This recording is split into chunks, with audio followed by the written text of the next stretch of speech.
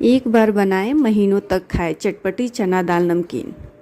तो आज हम घर पे ही बनाएंगे मार्केट से भी टेस्टी मसालेदार चना दाल नमकीन। इस नमकीन को बनाना इतना आसान है कि जो बिगनर होते हैं यानी कि जो अभी खाना बनाना सीख रहे हैं वो भी इस नमकीन को बनाएंगे तो पहली बार में ही ये नमकीन बिल्कुल परफेक्ट बनेगी। इस नमकीन को आप ज़्यादा मात्रा में बनाकर एयर टाइट कंटेनर में रख कर महीनों तक खा सकते हैं, ये बिल्कुल भी खराब नहीं होगी। तो चलिए बनाना शुरू करते हैं। इस नमकीन को बनाने के लिए मैं ली हूँ 500 ग्राम चना दाल।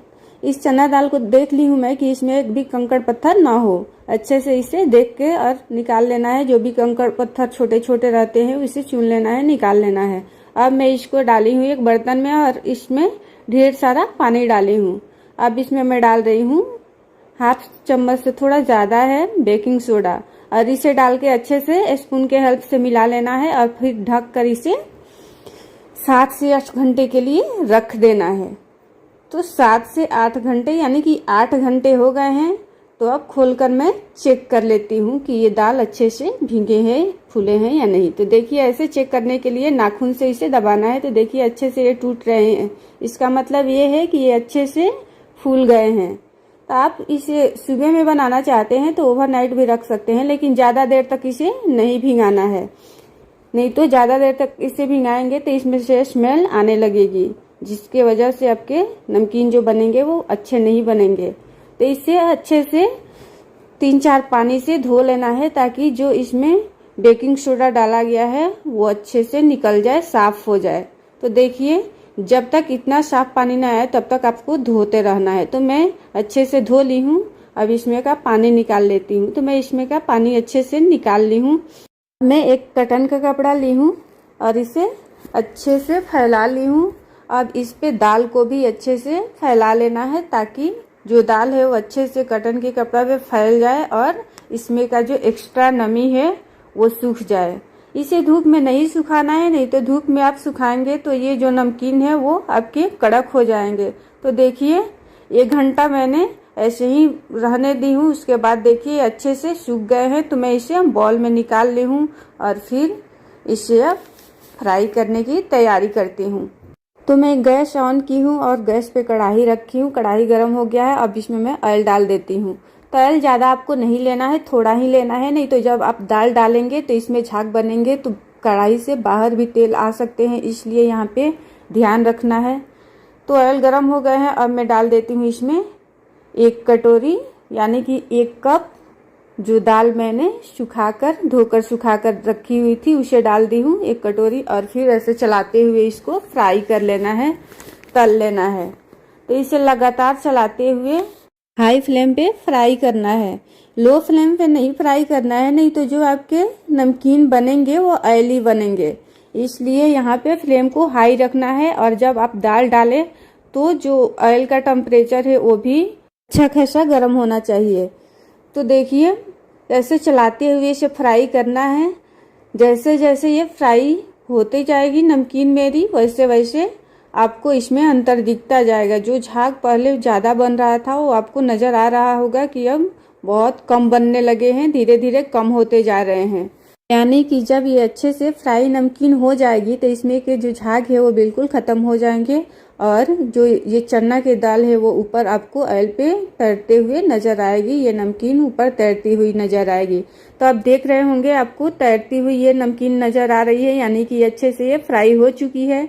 तो आप ऐसे भी समझ नहीं पा रहे हैं कि अच्छे से फ्राई हुई है कि नहीं, तो थोड़ा सा एक कटोरी में निकाल लें और फिर खाकर भी आप इसे चेक कर सकते हैं कि ये अच्छे से फ्राई हुई है या नहीं। तो ये अच्छे से फ्राई हो चुकी है क्योंकि चलाते वक्त भी इसमें से आवाज़ें आती है, तो इससे भी आप पता लगा सकते हैं। तो अब मैं अच्छे से इसे निकाल ली हूँ और जो एक्स्ट्रा ऑयल है उसे भी इसमें थोड़ा देर रखते हैं ताकि इसमें टपक जाए। तो इसमें का एक्स्ट्रा जो ऑयल है वो निकल गया है अच्छे से।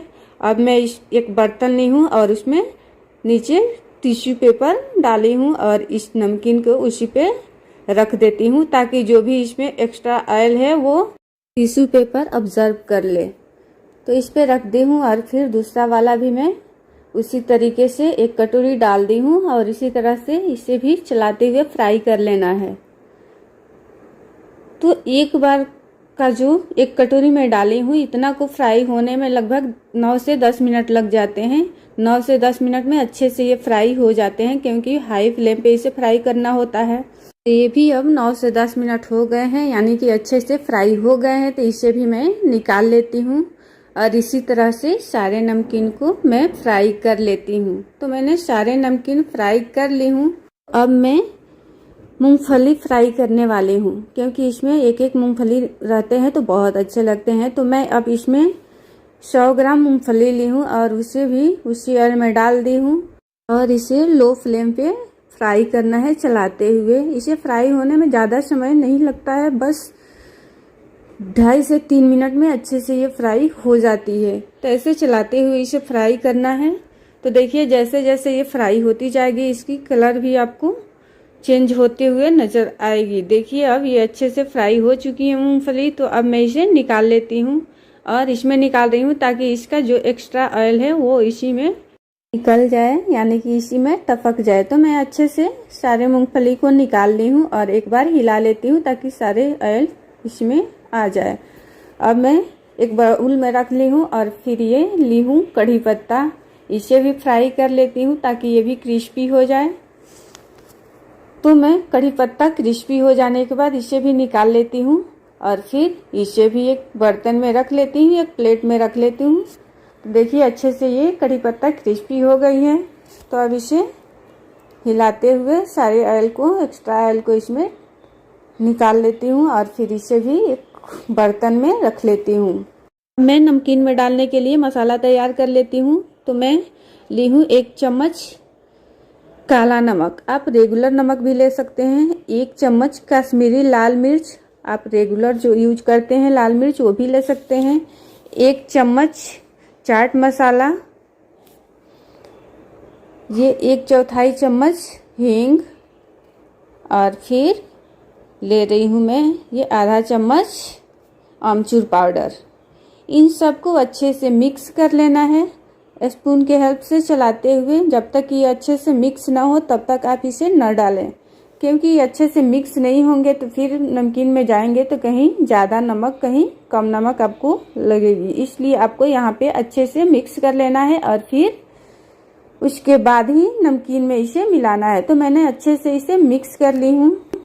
तो अब एक बड़े बर्तन में नमकीन को ट्रांसफ़र कर लेती हूँ और फिर जो मसाले मैं तैयार करके रखी हूँ वो उस पर छिड़क कर अच्छे से स्पून के हेल्प से मिला लेती हूँ। अभी जो मैंने मसाले तैयार की थी वो डाल दी हूँ और फिर अच्छे से स्पून के हेल्प से घुमाते हुए अच्छे से इसे मिक्स कर लेना है।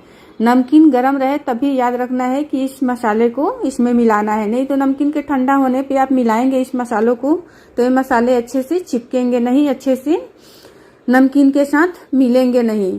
तो गर्म में ही आपको याद रखना है कि इसे मिलाना है। तो अच्छे से मैंने देख रहे होंगे कि मिला ली हूँ। अब जो मैंने मूंगफली फ्राई करके रखी हुई थी वो उसमें डाल दी हूँ, उसे भी डाल के अच्छे से मिला लेना है ताकि अच्छे से वो मिल जाए नमकीन के साथ। तो मैं अच्छे से मिला ली हूँ। अब डाल देती हूँ इसमें कढ़ी पत्ता जो मैं फ्राई करके रखी हुई हूँ और इसे भी डाल के अच्छे से मिक्स कर लेना है। तो देखिए मैं अच्छे से मिक्स कर चुकी हूँ इसे। अब फाइनल लुक दिखाती हूँ। देखिए कितनी टेस्टी ये नमकीन दिख रही है। आप एक बार बनाएंगे तो बाजार से बिल्कुल नहीं लाएंगे, क्योंकि बाजार से भी ये टेस्टी बनकर घर पे तैयार होती है। तो दोस्तों आपसे एक रिक्वेस्ट है, आपको ये चना दाल नमकीन बनाने का तरीका पसंद आए तो प्लीज़ मेरे चैनल को सब्सक्राइब करके मुझे सपोर्ट ज़रूर करना। और आपने मेरे चैनल को पहले से ही सब्सक्राइब कर रखा है तो तहे दिल से धन्यवाद।